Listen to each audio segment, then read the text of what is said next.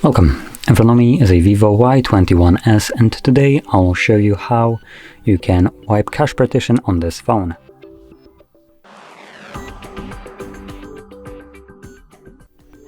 So to get started, you want to turn off the phone by holding your power button, and when you see your boot options, select power off.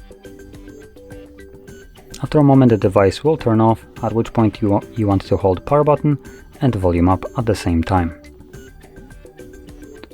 This will take us into the fast boot mode.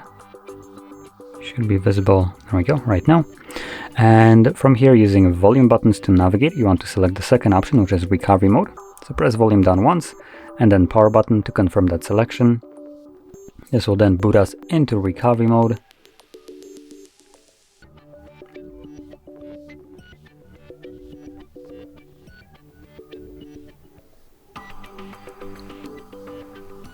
And here we're going to select clear data and then clear cache. Okay, as you can see, this takes only about a second to finish, so it's already done. So we're going to select return, then the back arrow, and a restart, which will take us back to Android. And as you can see, we are now back in Android. So, if you found this video helpful, don't forget to hit like, subscribe, and thanks for watching.